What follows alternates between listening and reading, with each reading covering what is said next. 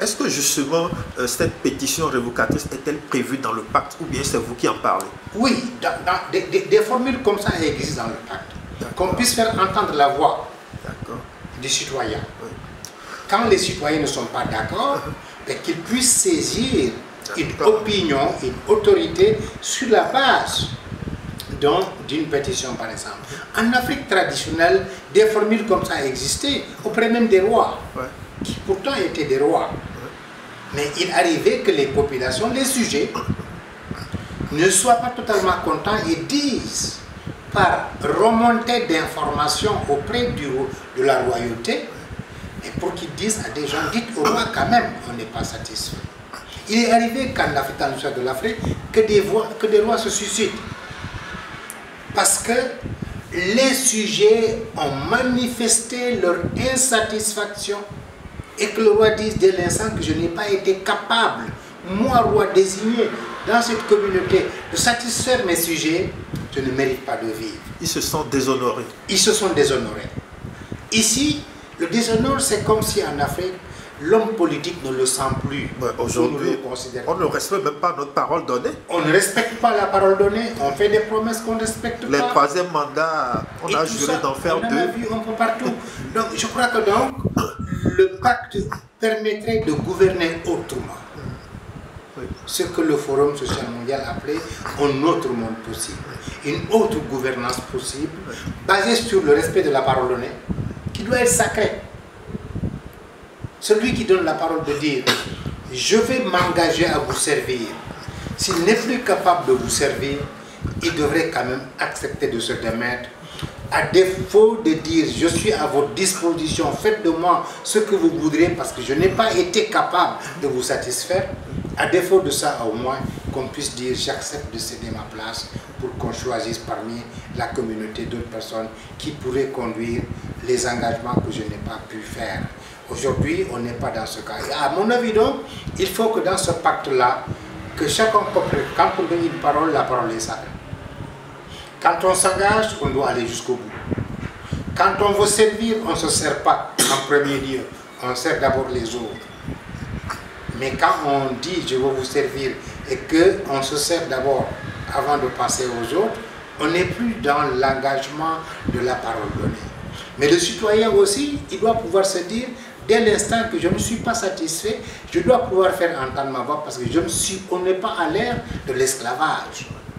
Nous sommes à l'ère de la démocratie, de la citoyenneté affirmée, mais je dois donc pouvoir dire à ceux-là à qui j'ai confié ma voix, je dois pouvoir le dire, je ne suis pas satisfait et je veux vous le faire entendre. Et non seulement pas je veux vous faire entendre, mais je veux aussi que vous sachiez que je peux avoir le pouvoir de vous démettre en faisant signer une pétition à 100 000 voix, 200 000 voix, 1 million de voix, auxquelles d'autres s'associeraient avec nous pour montrer notre insatisfaction globale et que sur cette base quand même, que oui, celui qui n'a pas été capable de satisfaire 10 000 personnes, 100 000 personnes, mais qu'il soit démis de ces décharges auxquelles il s'était engagé.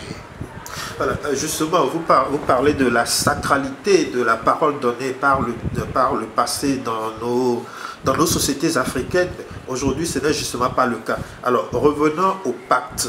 Puisqu'il n'y a pas de garde-fou, il n'y a rien qui contraigne le président. Est-ce qu'il va vraiment s'engager à mettre en œuvre le pacte? Parce que quand il a convoqué les assises de la justice, certains commençaient à s'inquiéter un peu. Puisque le pacte est quelque chose de synoptique, mais il a fait les assises de la justice à part. Voilà. Est-ce que vous avez bon espoir que le président Diomaye Faye applique le pacte? Alors, vous savez, oui, je fais partie de ceux qui ne donnent jamais un chèque à plan aux hommes politiques. J'évite de le faire. Et dès l'instant que le président, qui était en prison à cette époque, a accepté de signer le pacte, avec tous les tintamarres qu'on a connus au Sénégal, tout le bruit qui a accompagné pendant 3 ans les préparatifs de la campagne électorale et des élections au Sénégal, je voudrais penser qu'en tenant compte de tout cela, il avait bel et bien intérêt à respecter ce qu'il a signé. Encore qu'il a été victime du régime précédent. De malgouvernance, de tout cela. Mais, malgré tout, je continue à me dire que tant que je ne vois pas ce que la politique ou l'homme politique fait, je reste très prudent, même s'il prend des engagements ou même s'il les signe. Je pense quand même qu'il a intérêt à le faire. Je ne peux pas jurer qu'il va le faire, parce que, comme vous avez dit, lorsque les assises de la justice ont été convoquées, nous avions pensé que tout cela pouvait être mis dans le panier de ce que la CNRI a fait, de ce que le pacte proposait, de ce que les assises ont proposé. Tout cela donc pouvait se retrouver là-dedans. Et même inviter les initiateurs du pacte. Exactement, et ça n'a pas été le cas.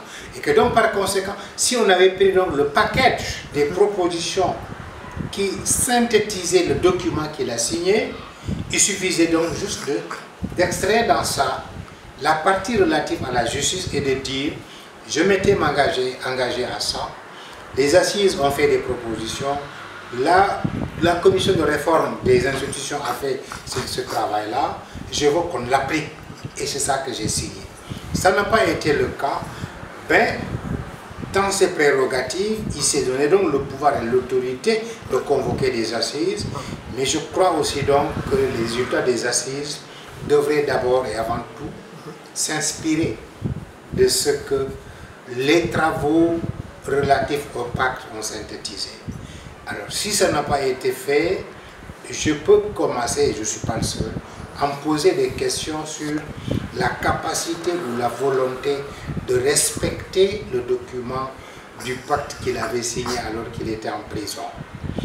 À côté aussi, je pense qu'il faut que les mouvements citoyens continuent à faire la pression, à lui faire le rappel à l'oreille que vous aviez signé ça et ne l'oubliez pas. Quel que soit l'agenda que vous avez ici et là, il est bon donc qu'on lui rappelle ce qu'il avait signé. C'est donc là que le contrôle citoyen doit rester en permanent. L'alerte doit rester en permanent. Et lui-même, le président, il parlait donc des lanceurs d'alerte. Je crois que donc nous pouvons nous faire valoir ou prévaloir de cette couverture de lanceurs d'alerte, mais pour pouvoir lui rappeler à chaque fois que de besoin, que attention, n'oubliez pas ce que vous avez signé quand vous étiez en position de demander nos voix. On vous les a accordées, ces voix, et d'une façon majoritaire, les Sénégalais ont pensé donc que vous pouviez être l'homme qui allait régler les questions relatives à la gouvernance, relatives à la transparence, etc. Et le lui rappeler souvent peut aider, à mon avis, à ce qu'on ne mette pas le tout dans l'oubli, à ce qu'on ne fasse pas la sourde oreille, ou à ce qu'on fasse de sorte à faire semblant de n'avoir rien dit auparavant avant d'arriver au pouvoir, alors que quand on s'apprêtait à aller en campagne, 13 candidats ont dit « nous sommes d'accord avec ça, nous allons nous respecter si on était élu à la tête ». Lui, il fait partie de ces 13-là, il faut donc qu'on le lui rappelle souvent. Donc, le rappel citoyen, l'alerte citoyenne, le contrôle, je crois que c'est tout ça qui peut nous permettre, donc pourquoi pas de voir aussi comment est-ce qu'on peut arriver à ce que le président ne puisse pas oublier du tout qu'il avait signé, et si il a envie de gouverner autrement, comme il semble dire, baser sa gouvernance sur la droiture, la transparence, la sincérité et la sobriété, tout cela se retrouve dans le document du pacte. Et à mon avis, donc, on n'a pas à perdre du temps ou aller chercher loin. Tout est là. Il suffit donc d'une volonté et d'un respect d'engagement pour pouvoir prendre dans cela, extraire les choses qui ont été dites et qu'on va voir comment l'appliquer. Je pense même qu'il n'y a aucune raison d'oublier son engagement, étant donné qu'avec lui se trouvent également 2 autres candidats qui sont dans le gouvernement. Ils sont dans le gouvernement et à mon avis donc, ces ministres qui sont dans le gouvernement, qui étaient candidats à l'élection, qui avaient signé ces pactes, je crois que eux tous, y compris même le Premier ministre qui lui aussi à l'époque, dans ces différents moments de pré-campagne, disait donc qu'avec lui, le Sénégal pouvait accéder à une gouvernance transparente, où la corruption n'aura pas sa place, où le servir va être le leitmotiv et non pas se servir. À mon avis, donc, il y a suffisamment de personnalités au sein du gouvernement actuellement, autour du président, pouvant aider à ce que, oui, le pacte soit réellement respecté et que la signature et la parole donnée aussi soient respectées. Nous allons parler de la reddition des comptes. Je pense que c'est l'un des points centraux du pacte. Alors, au Sénégal, comme dans beaucoup d'autres pays africains, quand les dirigeants sont aux affaires, parfois on parle de scandales à milliards, mais une fois qu'ils quittent le pouvoir, on n'en parle plus jamais. C'est comme si ne s'était rien passé. Est-ce que le pacte a prévu que les dirigeants rendent absolument compte de leur gestion? Absolument. Je crois que le pacte a prévu tout cela. Je crois aussi donc qu'au niveau de la citoyenneté, des tissus citoyens, la volonté du contrôle citoyen existe. Mais vous savez aussi, un contrôle citoyen doit être soutenu par une volonté politique de bonne gouvernance, soutenu aussi par une justice d'équité. S'il n'y a pas la justice d'équité, s'il n'y a pas la volonté politique d'instaurer et d'instituer une bonne gouvernance, l'alerte ne peut pas à elle seule. Le citoyen, aussi fort qu'il soit, le contrôle citoyen à lui seul, tout cela ne peut pas régler le problème tant qu'en face, on ne sent pas une volonté. En face, on ne sent pas aussi un pouvoir juridique capable de sanctionner ceux-là qui n'ont pas respecté les termes de la bonne gouvernance, de la transparence et de la lutte contre la corruption. Parce que demain, quand il faudra sanctionner, c'est cette justice qui doit sanctionner. Le citoyen peut alerter, dénoncer, être un bon lanceur d'alerte. Mais tant que lui aussi, ce qu'il fait n'est pas tombé entre les mains de la justice, cette justice aussi donc fonctionne sur la base d'une volonté politique d'un État à instaurer la bonne gouvernance et la transparence, tant qu'il n'y a pas ces aspects, il est difficile que le citoyen à lui tout seul, aussi fort qu'il soit, aussi synergique qu'il soit ces mouvements-là, s'il n'y a pas donc à côté une dynamique qui permet de dire que plus personne ne peut s'en sortir sans être sanctionné, tant qu'il n'y a pas ça, il va être difficile, alors que les scandales soient arrêtés. La malgouvernance, le détournement des deniers publics et l'avarie des biens, tant qu'on n'a pas donc ce pouvoir politique qui incarne une volonté, ce pouvoir juridique qui sanctionne aussi les fautifs, je crois que donc, tant qu'on n'arrive pas à avoir tout cela, quelle que soit la mobilisation citoyenne, on continuera à crier à côté, à dénoncer à côté, à brandir des pancartes, mais là où la décision finale doit être prise, s'il n'y a pas un répondant, il va être difficile que le mouvement citoyen à lui seul arrête la gabegie, arrête la mauvaise gouvernance, arrête la corruption. Vous voyez dans certains pays comme le Maroc, qui est pourtant au royaume, il y a un pacte citoyen. Il est rare que vous voyez des ministres qui sortent du gouvernement du royaume marocain et qui sont poursuivis ou sur qui on a des soupçons d'enrichissement ou de malversation. C'est très rare de l'entendre.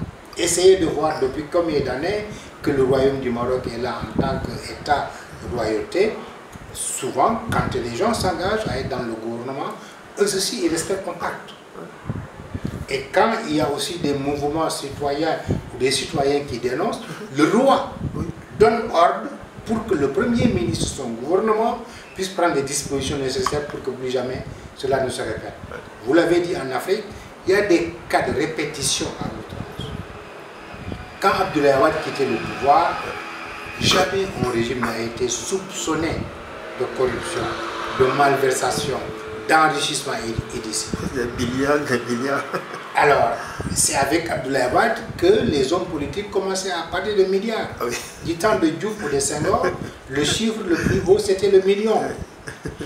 Alors, donc cela est arrivé et ça a fait beaucoup de bruit de constater. Jusqu'à maintenant, on continue à soupçonner des gens d'être enrichis illégalement, immoralement du temps du régime de Wade.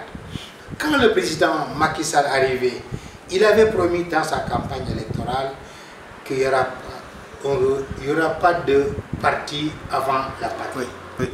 Et qu'il ne protégerait personne. On s'est rendu compte aussi, donc, quand il quittait le pouvoir, mais on s'est rendu compte en vérité que le président Sall n'avait pas réglé le problème qui était entre les soupçons du régime de Wade.